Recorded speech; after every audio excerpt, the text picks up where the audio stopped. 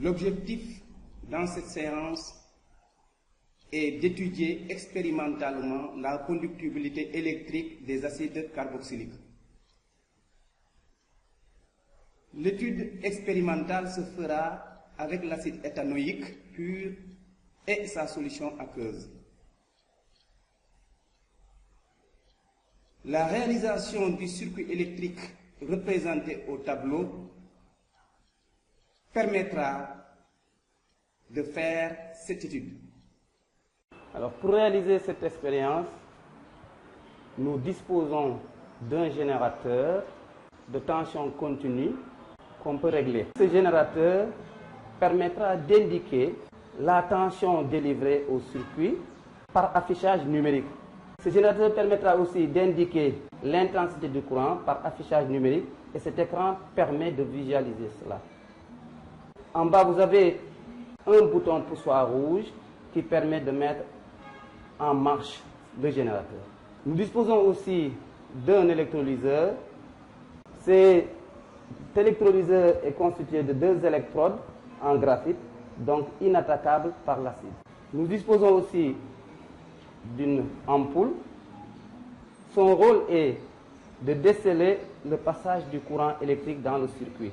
Nous disposons ensuite d'un interrupteur, des fils de connexion, une bouteille d'acide éthanoïque pur.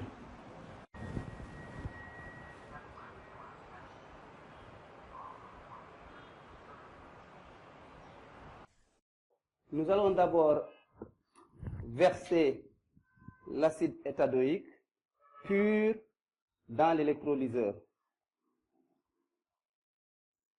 Voilà. Je verse l'acide éthanoïque pur dans l'électrolyseur. Donc, les électrodes sont bien émergées. Vous allez observer le comportement de la lampe et l'affichage numérique de la tension et de l'intensité quand je ferme le circuit. Allons-y, fermons le circuit. Observez le comportement de la lampe, les 2 affichages numériques. Qu'observez-vous? La lampe ne s'allume pas. Okay. La tension délivrée aux bornes du circuit est de 4,2. L'intensité du courant est nulle. Augmentons. La tension vaut 13,3 volts. L'intensité indiquée est nulle. Nous en déduisons donc que l'acide éthanoïque pur ne conduit pas le courant électrique.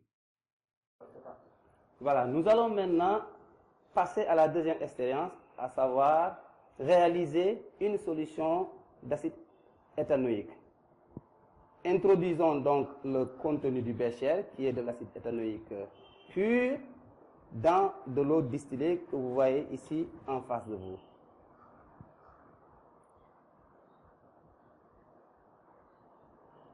Ainsi, nous avons préparé une solution d'acide éthanoïque. Introduisons cette solution dans le bécher.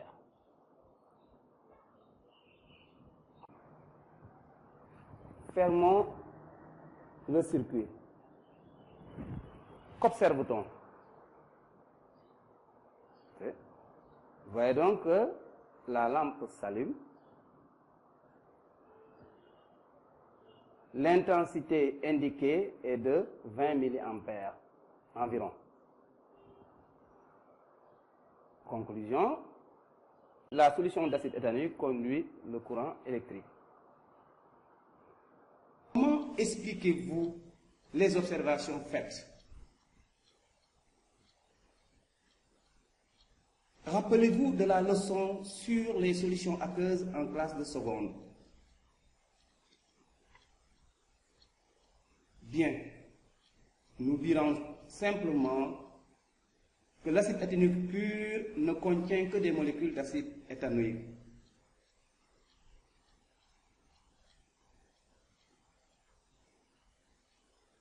alors que sa solution aqueuse contient des ions. Ces ions sont l'ion éthanoate et l'ion hydronium.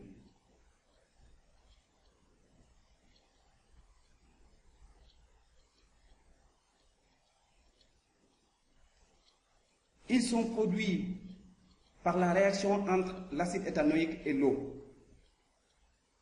Cette réaction, appelée réaction d'ionisation, est traduite par l'équation de bilan.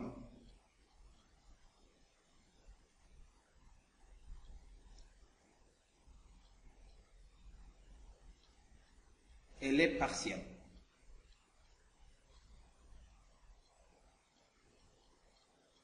À partir de cet exemple, nous pouvons alors généraliser en ces termes.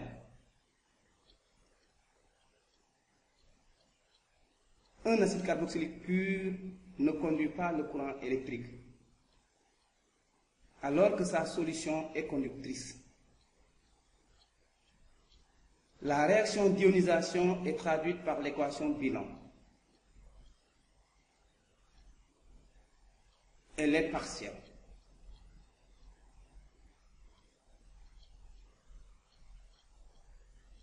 Une remarque importante qu'il faudra noter pour cette réaction est la production des ions hydronium. Elle met en évidence le caractère acide des acides carboxyliques.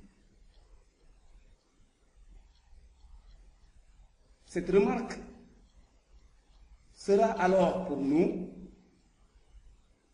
une entrée dans l'étude des propriétés chimiques des acides carboxyliques.